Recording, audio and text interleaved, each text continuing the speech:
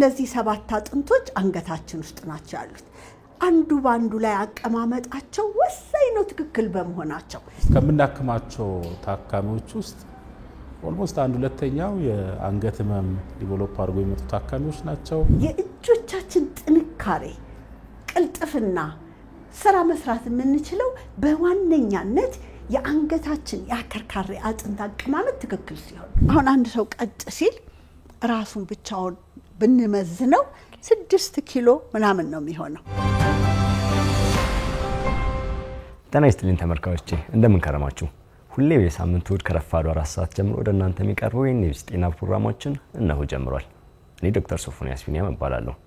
ዛሬም ባለፈው ሳምንት በፈርስት ፓይን ክሊኒክ በአካል ተገኝቼ ያዘጋጀሁላችሁን ፕሮግራም ቀጣይ ክፍል ይዤላችሁ ቀርቤያለሁ። ዛሬ ግን የምናወራው ስለ አንገት ህመም ነው።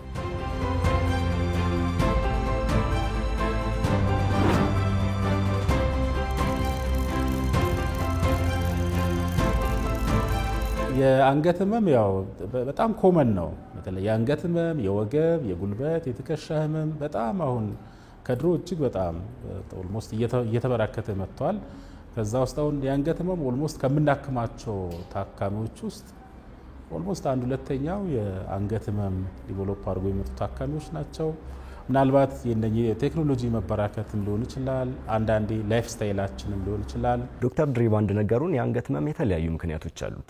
ለእናንተም ለተመልካቾች ግልጽ ለማድረግ እነዚህን የአንገት ህመም ምክንያቶችን ወይም ህመሞችን ከፋፍለን እንመልከታቸው። አኪዩት ወይም በአጭር ጊዜ ውስጥ የተከሰቱ የአንገት ህመም ወይም ደግሞ ክሮኒክ አሊያም ደግሞ በረጅም ጊዜ የተከሰቱ የአንገት ህመም ክፍለን ከፋፍለን እናያቸው። እነዚህ በአጭር ጊዜ የተከሰቱ ወይም አኪዩት የአንገት ህመሞች ኦር አኪዩት ኔክ ፔን የምንላቸው ህመሞች በአደጋ ምክንያት በኢንፌክሽን ለምሳሌ እንደ ማጅራት ገትር ባሉ ኢንፌክሽን ህመሞች አሊያም ደግሞ በአንገታችን ዙሪያ በሚገኙ ጡንቻዎች መሽማቅ አማካኝነት ሊከሰቱ ይችላሉ። ክሮኒክ የምንላቸው የአንገት ህመሞች ደግሞ በዋናነት ከአንገታችን ያከርካሪ አጥንት አቀማመጥና በተደጋጋሚ ከሚከሰትበት ጫና ጋር ተያይዘው የሚመጡ ህመሞች ናቸው። ለዚህም ነው ዶክተር ሰላም ሁል ጊዜም ቀጥ ይበሉ የምትለን። ቀጥ በሉ እምልበት ምክንያት ቃሏ ትንሽ ትሆናለች እንጂ ለምንድን ነው ቀጥ በሉ የሚለው ነገር የአከርካሪ አጥንታችን ጤንነት የመላ ሰውነታችን ጤንነት እንደሆነ ሰዎች እንዲረዱ በጣም እፈልጋለሁ። ይሄ ማለት ምን ማለት ነው?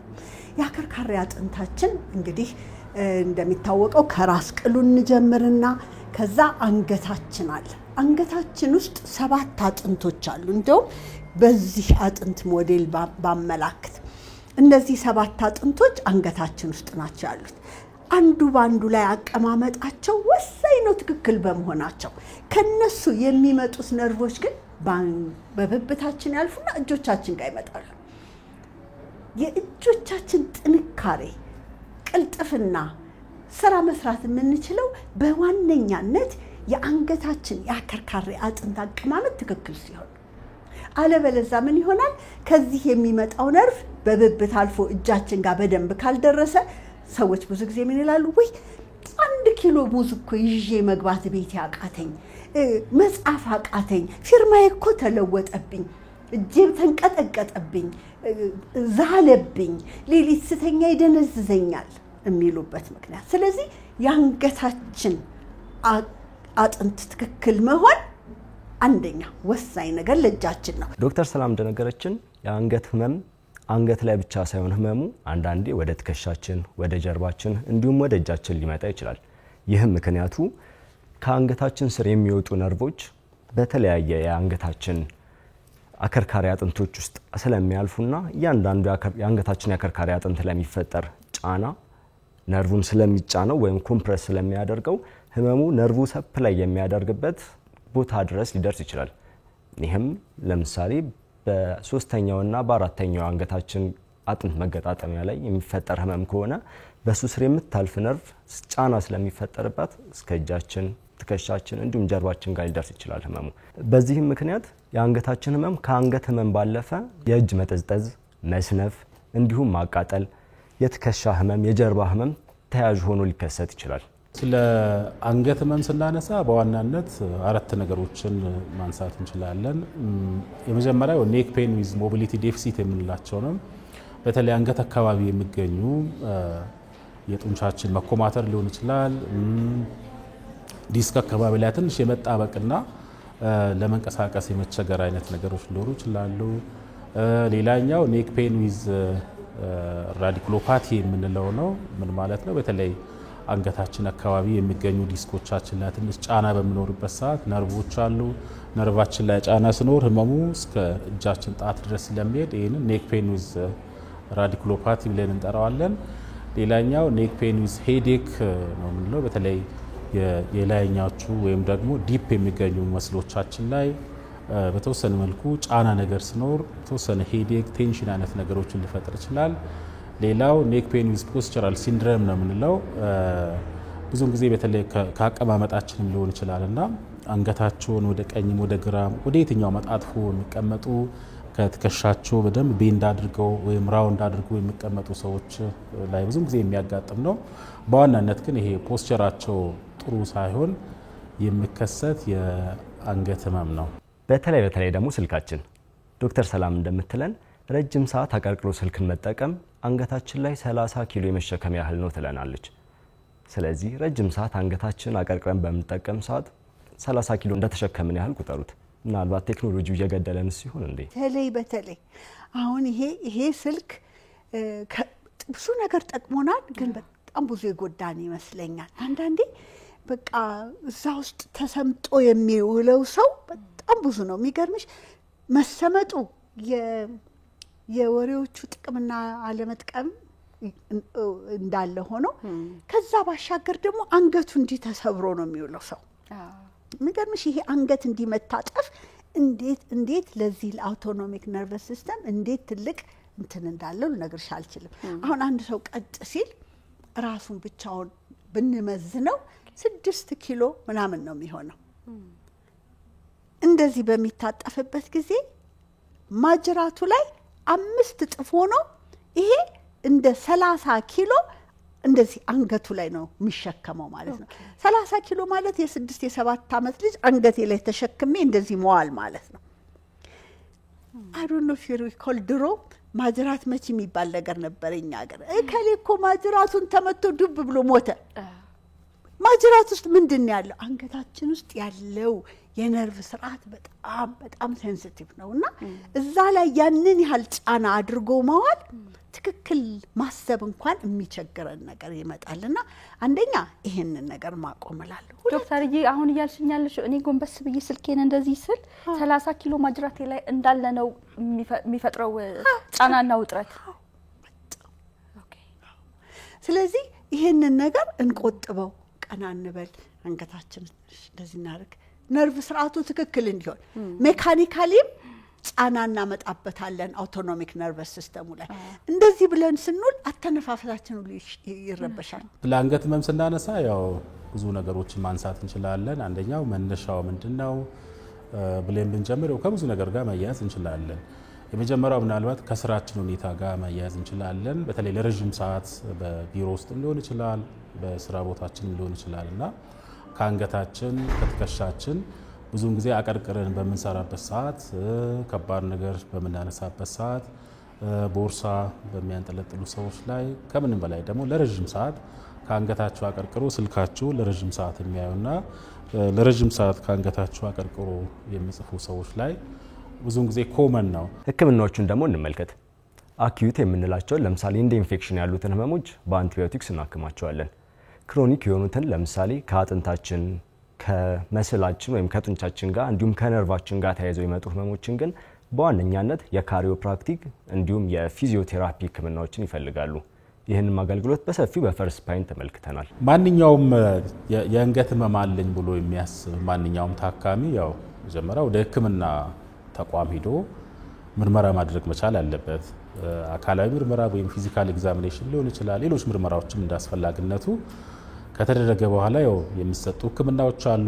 ስፔሻሊ ከጡንቻ ጋር ተያይዞ የሚመጡ በተለይ ጡንቻ መኮማተር ሊሆን ይችላል፣ ከዲስክ ጋር የተያያዙ አይነት ኬዞች ቅድም የጠቀስናቸው ይሄ ራዲኩለር ታይፕ ኦፍ ፔን፣ ራስ ምታት፣ ከፖስቸር ጋር ተያይዞ የሚመጡ በደንብ አለመዞር ወደ ላይ ወደ ታች ወደ ጎን ያንን ይሄ ሬንጅ ኦፍ ሞሽን ሊሚቴሽን ያላቸው ታካሚዎች ከሆኑና ፊዚካሊ በደንብ ኤግዛማይን ከተደረጉ በኋላ ህክምናቸውን በደንብ መከታተል ይችላሉ በእኛ ማዕከል። ስለዚህ ህክምናው ምንድነው? የፊዚዮቴራፒ ህክምና ነው። ቅድም በገለጽኩት መንገድ አካላዊ ምርመራ እናደርግላቸዋለን። ቴስቶች አሉ የምንጠቀማቸው። ለምሳሌ አንዱን ብጠቅስልሽ እቺ ኔክ ፔን ዊዝ ራዲኩሎፓቲ ወይም የአንገት ህመም ሆኖ በተለይ ዲስክና ነርቭ ላይ ጫና በሚኖርበት ሰዓትና እጃቸው ላይ ትከሻቸው ላይ በተለይ የእጅ ጣት ላይ እንደ መደንዘዝ፣ መዛል፣ መድከም፣ ማቃጠል፣ ሽምቅቅ አድርጎ የመያዘን ስሜቶች ላላቸው ታካሚዎች እንደ ምሳሌ ብንጠቅስ አንድ 3 ምርመራዎችን ለምሳሌ ኮምፕሬሽን እንለዋለን። ትንሽ ጭንቅላታቸውን ጫን ስናረጋቸው ህመሙ የሚባባስ አይነት ነገር ከሆነ ዲስትራክሽን እንላለን። ትንሽ ደግሞ ጫናውን ስንቀንስላቸው ህመሙ ትንሽ የሚቀንስላቸው ከሆነ እዚህ አካባቢ ያሉ ነርቮች አሉ። ይሄ አፐር ሊምፕ ቴንሽን ቴስት እንለዋለን። እነሱን በደንብ ቴስት አድርገን ፖዚቲቭ ከሆኑም ስፐርሊንግ ቴስት የምንላቸው አሉ። ያ ነገር ፖዚቲቭ ከሆነልን ምንም ድርድር የለም። የፊዚካል ቴራፒ ህክምናቸው በደንብ መከታተል ይችላሉ። ያው የፊዚዮቴራፒ ህክምና በውስጡ በጣም ብዙ ነገሮች አሉት። እንደ ኬዙ አይነት የምንጠቀማቸው ማሽኖች አሉ።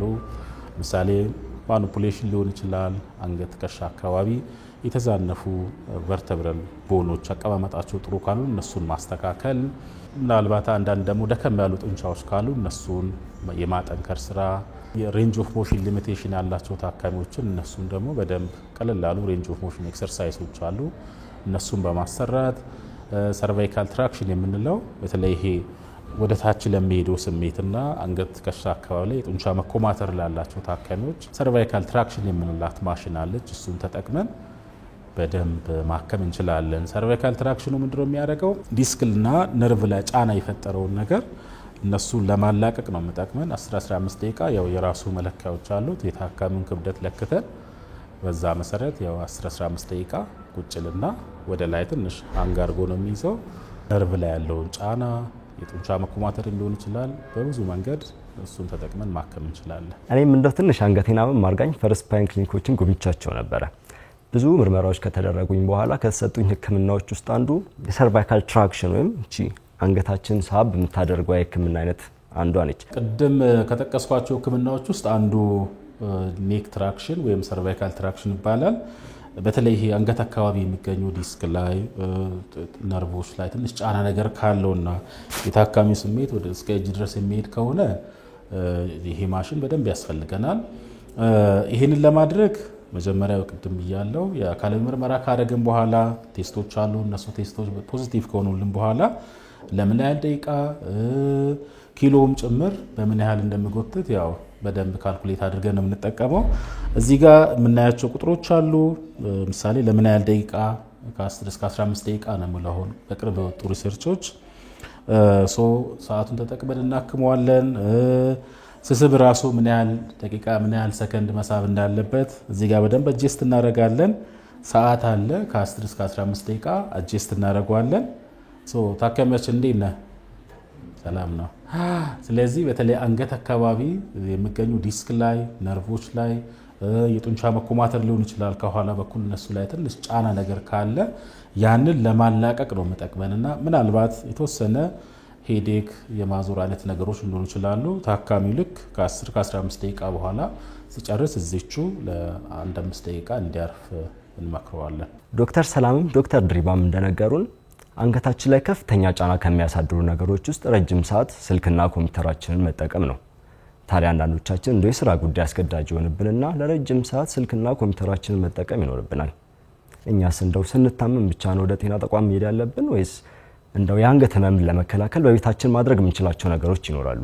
በተለይ ይሄ ለረጅም ሰዓት አሁን ከአንገት ከትከሻቸው አቀርቅሮ አጎንብሶ የሚሰሩ ሰዎች የግድ ስታመሙ ብቻ አይደለም ሐኪም ቤት መሄድ አለባቸውና ምናልባት ምልክቶቹ ቶሎ ፊል ላያደርጉ ይችላሉ፣ ቶሎ ላይታወቃቸው ይችላሉና እንደው ቀደም ብሎ መታየቱ የተሻለ ነው የሚሆነው ቢያንስ በተወሰነ ታይም ኢንተርቫል። በተለይ ደግሞ ከዚህ ቀደም እንደው ሂስትሪ ያላቸው ታካሚዎች እንደው በ3 ወርም በ4 ወርም እንደው ቼክ ቢደረጉ በጣም የተሻለ ነው የሚሆነውና የግድ ስታመሙ ብቻ አይደለም ታሞ ሐኪም ቤት ሄዶ መታከም ብቻ ሳይሆን ቀድሞ ራሱ ለመከላከል በተለይ ለረጅም ሰዓት የስራቸው ሁኔታ የስራቸው ባህሪ የግድ ከኮምፒውተር ከስልክ ጋር ያሉ ሰዎች አሉና የግድ እስከምታመሙ ድረስ መጠበቅ ላይጠበቅባቸው ይችላልና እንደው በተወሰነ ታይም ኢንተርቫል አካላዊ ፊዚካል ምርመራ አድርገው በደንብ ብታከሙ ብታዩ አይ ቲንክ በብዙ ፐርሰንት መቀነስ ይቻላል። እንግዲህ የአንገት ህመምን በተለይ እነኚህ ቀለል ያሉ በተለይ በስራ ቦታችንም ሊሆን ይችላል ቀለል ያሉ ስትሬቺንግ ኤክሰርሳይሶችን በመስራት እንደው በብዙ ፐርሰንት መቀነስ ይቻላል እና የግድ ምናልባት ሐኪም ቤትም ላይ መሄድ ላይ ተጠበቅብን ይችላል። ለዚህ ቢሮአችን ቁጭ ብለን ቤትም ቁጭ ብለን አንዳንድ ቀለል ያሉ ኤክሰርሳይሶችን ብንሰራቸው በጣም የተሻለ ነው የሚሆነው። ከዛ ውጪ ምናልባት ለረጅም ሰዓት ኮምፒውተር ላይ የሚሰሩ ሰዎች የግድ ቁጭ ብሎ መስራት ላይ ተጠበቅባቸው ይችላል። የሚሰሩበትን ጠረጴዛ ያንስ ከፍ አድርገው ቆሞም የሚሰሩበትን ኤንቫይሮንመንት መፍጠር ይችላሉ። ብዙውን ጊዜ ማስተዋል ያለብን በተለይ ከአንገታችን እንዲህ ከምናቀረቅር እንደው ይሄ ጆሮአችን በቃ ትከሻችን ላይ ማረፉን በደንብ ማወቅ በዛ ላይ ይሄ የኮምፒውተራችን የመጨረሻው ጠርዝ በአይናችን ትይዩ እንዲህ የሚሆንበትን ነገር ብናመቻቸው ስልክም ስንጠቀም እንዲህ ቤንድ ከማድረግ በቃ የስልካችንን የመጨረሻ ጠርዝ በአይኔ ትይዩ ባረግ በብዙ ፐርሰንት መቀነስ እንችላለን። አልፎ አልፎ አንዳንድ ታካሚዎች ኔክ ኮላር የሚጠቀሙበት አጋጣሚዎች አሉና የምንደግፍበትም አጋጣሚዎች አሉ የማንደግፍበትም አጋጣሚዎች አሉ። ለምሳሌ ታካሚ በጣም ሲቪር ታይፕ ኦፍ ፔን ወይም በደንብ የአንገቱን እንቅስቃሴ ኮንትሮል ማድረግ የማይችል አይነት ታካሚ ከሆነ የግድ ኮላር ያስፈልጋል። አንዳንዴ ደግሞ እንደው በጣም ለትንሽም ማይልድ ለሆነ ዲስክ በልጅም ኮላር የምታዘዝበት አጋጣሚዎች አሉና ጥንቃቄ ያስፈልጋል። ምክንያቱም ኮላር ለረጅም ሰዓት በምጠቀምበት ሰዓት ምናልባት ብዙ እንቅስቃሴዎችን ስለምገድብ የባሴ እንደውም ጡንቻዎችን ማስነፍም ሊሆን ስለሚችል እንደው ረጅም ሰዓት ኮላር ባንጠቀም አያስፈልግም እያልኩ አይደለም፣ ግን እንደ ኬዙ በደንብ ለይተን የምናዝበትን ነገሮች እንደው ብናመቻች። አንዳንድ ጊዜ ደግሞ ከእንቅልፋችን ስንነሳ እንደው አንገቴን ሸመቀቀኝ አንገቴን አመመኝ እንላለን አይደል? ታዲያ የምንተኛበት መንገድስ እንደው ከአንገታችን ህመም ጋር ይገናኝ ይሆን እንዴ? መኝታም በደንብ ሊያመጣ ይችላል የአንገት ህመምን። ለምሳሌ አሁን አንዳንድ ሰዎች በደረታቸው የሚተኙ ሰዎች አሉ፣ አንዳንዶቹ በጣም ትልቅ ትራስ የሚጠቀሙ ሰዎች አሉና ኖርማሊ ትልቅ ትራስ በምንጠቀምበት ሰዓት ለምሳሌ በዚህ በኩል ከሆነ የሚጠቀመው ትልቅ ትራስ በዚህ በኩል በጣም ምናልባት ዲስክ አካባቢ ላይ ይሄ ቨርተብራል ቦኑን ሊከፋፍት ይችላል በዚህ በኩል። በዚህኛው ሳይድ ደግሞ በአዘር ሳይድ ላይ ጫና ነገር ሊፈጥር ይችላልና በአንዱ በኩል ክፍተት በአንዱ በኩል ጫና ነገር ሊፈጥር ስለሚችል በጣም መጠንቀቅ ያስፈልጋል። በደረት መተኛተው ለረጅም ሰዓት አይመከርም። ብዙ ጊዜ የሚመከረው በጎን በኩል ብንተኛ እና አነስ ያለ ትራስ ሮል ሆኖ ትራሶችን በትከሻችንና በዚህ በጭንቅላታችን መካከል ሊገባ የሚችል ይሄንን ጋፕ ሊሞላ የሚችል አይነት ትራሶችን ብንጠቀም የተሻለ ነው የሚሆነው። በግራ በቀኝም ምናልባት በግራ በቀኝ እንኳን የሚያስቸግረን የሚያስለች አይነት ነገር ከሆነ በጀርባ አድርገን አነስ ያለች ትራስ በጀርባ በኩል መጠቀም እንችላለን። ታዲያ አንዳንዴ ከመኝታ ጋር በተገናኘ እንደው አንገቴን ሸምቀቅ አደረገኝ አመመኝ ምንላት ነገር አለች አይደል? ለሷም መፍትሄ አንገቴን ቋ አርግልኝ ቋ ላርጋት ምንላት ነገር አለች። ይቺም በሕክምናው የተከለከለ እንደሆነ ዶክተር ድሪባ ይነግረናል። አይመከርም እንዲህ አይነት ነገሮች። አንደኛ አንገት ያው በተፈጥሮ ለጭንቅላታችንም ለብሬናችንም ቅርብ ስለሆነ ሌሎች ምናልባት ሳናቀው ብዙ ነገሮችን ልንጎዳ ስለምንችል በፍጹም አይመከርም። ምናልባት በባለሙያ ከሆነ በሐኪም ከሆነ ያንን የትኛው ጡንቻ የትኛው ቨርተብራ ተዛንፏል የሚለው ነገር በደንብ ተስተካክሎ ያ በባለሙያ ነው መደረግ ያለበት እንጂ አንዳንዴ የምናያቸው በማህበራዊ ሚዲያ የምንሰማቸው አንዳንድ ነገሮች አሉና በጣም ጥንቃቄ ያስፈልጋል እና ቤት ውስጥም ቢሆን ማንም ሰው ባይሞክሮ ጥሩ ነው። እንደ አንደክም ማንም ሰው ባይሞክሮ ጥሩ ነው ብዬ ነው የማስበውና ምክንያቱም አንዱን ነገር ለማስተካከል ሌላውን ነገር ማበላሸት ሊሆን ስለሚችል ከጥቅሙ ይልቅ አደጋው የከፋ ነውና አልመክርም።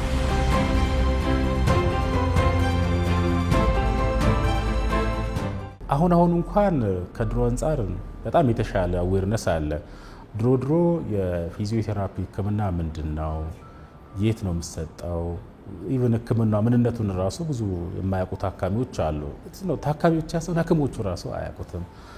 አሁን ግን ጥሩ ነው። በተለይ አንዳንድ የሕክምና ተቋም ቦታዎች ላይ በትምህርትም ደረጃ ስለምሰጥ በተለይ ለሬዚደንቶችም ጭምር የምንሰጥባቸው አንዳንድ ኮርሶች አሉና C1 C2 አካባቢ ማነው እየተማሩ ላሉ ልጆችም ጭምር አንዳንድ ትሬኒንጎችንም እየሰጠን ስለሆነ አዌርነስ ከድሮ በጣም የተሻለ ነው የሚሆነውና ኢቭን የአንገት ህመም ዋቴቨር የጉልበትም የትከሻ ስትሮክ ያደረገ ታካሚ ከመድኃኒት ይልቅ እንደውም ሌሎች የህክምና አማራጮች እንዳሉላ እስከ ማሰብ ደርሷልና ያው ድሮ ላይ አዌርነሱም ስለሌለ ይህን ያክል ወደ ፊዚዮቴራፒ ሪፈር የማድረግ ልምዱ ብዙ አልነበረም። አሁን ግን በጣም የተሻለ ነው። በተለይ አንዳንድ ህክምና ቦታዎች ላይ በጥሩ ፐርሰንት በብዙ ፐርሰንት መሻሻል ነገሮች አሉና ስቲል አሁንም ይቀራል።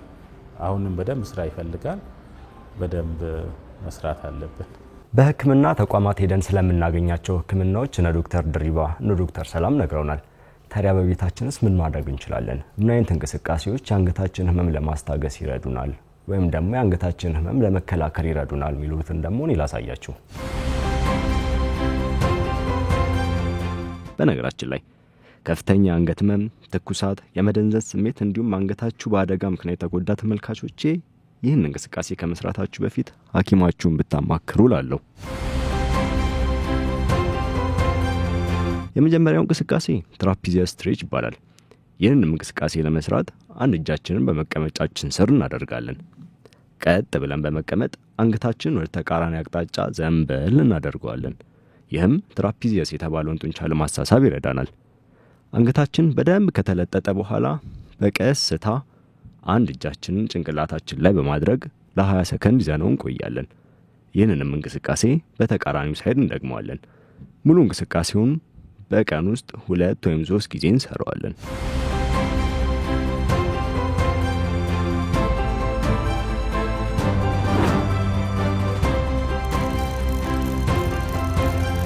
አሁን ደግሞ ወደ ሁለተኛው እንቅስቃሴ እንምጣ። ሌቫተር ስካፑሌ ስትሬች ይባላል። ይህም ከአንገታችን ጀርባ የሚገኘውን ጡንቻ ለማሳሳብ ይረዳናል። ይህንም እንቅስቃሴ ስንሰራ አንደኛው እጃችንን ከመቀመጫችን ስር እናደርጋለን። ፊታችንን ወደ ተቃራኒ አቅጣጫ በማዞር ጎንበስ እንላለን። በዚህም አፍንጫችን በብብታችን አቅጣጫ ይሆናል። በመቀጠልም እጃችንን ወደ ኋላ በመውሰድ ጭንቅላታችንን ጀርባ በመያዝ የበለጠ ጎንበስ ብለን ለ20 ሰከንድ እንቆያለን። ይህም እንዳልነው ከአንገታችን ጀርባ ያለውን ጡንቻ ለማሳሳብ ይረዳናል።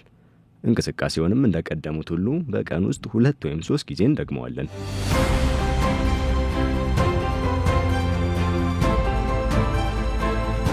ሶስተኛው እንቅስቃሴ ደግሞ ጭንቅላታችንን በማዟዟር የምንሰራው እንቅስቃሴ ነው። በዚህ እንቅስቃሴ አንገታችን ወደ አንድ አቅጣጫ በማዞር በህክምናው ቴምፖራል የሚባለውን የጭንቅላታችንን ክፍል ረጋ ብለን በሁለት ጣታችን ገፋ ማድረግና የጭንቅላታችንን መዞር ማገዝ ነው። እነዚህን እንቅስቃሴ ስንሰራ ኃይል መጠቀም የለብንም። ይህንንም ከ10 እስከ 20 ሰከንድ ይዘነው እንቆያለን። በተቃራኒው ጎንም እንደግመዋለን።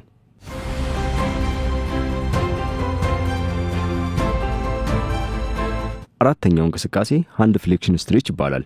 ይህም እጃችንን በመጠቀም የምንሰራው የማሳሳብ እንቅስቃሴ ነው። እንቅስቃሴውንም ስንጀምር አንገታችንን ጎንበስ በማድረግ አቅጫችንን ወደ ደረታችን እናስጠጋለን። በመቀጠልም ጣቶቻችንን አጠላልፈን የጭንቅላታችንን ጀርባ መያዝ ጭንቅላታችንን የበለጠ እንዲያጎነብስ እንረዳዋለን። አንገታችንን ማጎንብሰን እስከ 20 ሰከንድ እንቆያለን። ይህንንም እንቅስቃሴ በቀን 2 ጊዜ ብንሰራ ይመከራል።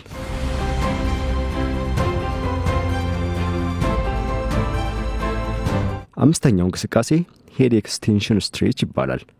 ይህም ጭንቅላታችንን በመለጠጥ የሚሰራ እንቅስቃሴ ነው። በዚህም እንቅስቃሴ ከፊት ለፊት የሚገኘውን የአንገታችንን ጡንቻ ማሳሳብ እንችላለን። እንደቀደሙት ሁሉ ይህንንም እንቅስቃሴ ከመስራታችን በፊት ዘና ቀጥ ማለታችንን እናረጋግጥ። በመቀጠልም አንገታችንን በቀስታ ወደ ኋላ መልጠጥና አፋችንን መዝጋት። በቀስታ የተነፈስን ለ20 ሰከንድ እንቆያለን። በቀን 1 ወይም 2 እንደግመዋለን።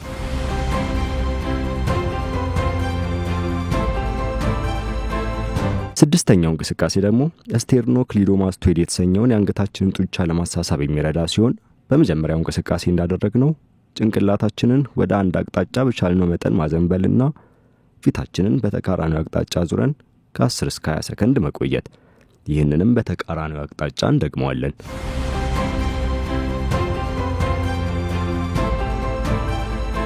ሰባተኛውንና የመጨረሻውን እንቅስቃሴ ደግሞ ቆሜ ነው ማሳያችሁ። እንደምታዩት 2 እጆቼን ወደ ኋላ በማድረግና በማያያዝ ጀምራለሁ። ይህም መሳሳቡ የበለጠ እንዲሆን ይረዳናል። በመቀጠልም አንገታችንን ወደ አንድ አቅጣጫ ዘንበል በማድረግ እንጀምርና ወደ ደረታችን እናዞረዋለን። በዚህም አገጫችን ደረታችንን እንዲነካ ይሆናል። በመቀጠልም ጭንቅላታችንን መጀመሪያ ወደ ነበረበት አቅጣጫን መልሰውና ወደ ላይ እናዞረዋለን። ይህንንም ከ5 እስከ 10 ጊዜ ደጋግመን እንሰራለን። እንደቀደሙት ሁሉ በተቃራኒው አቅጣጫ መሰራቱ መረሳት የለበትም።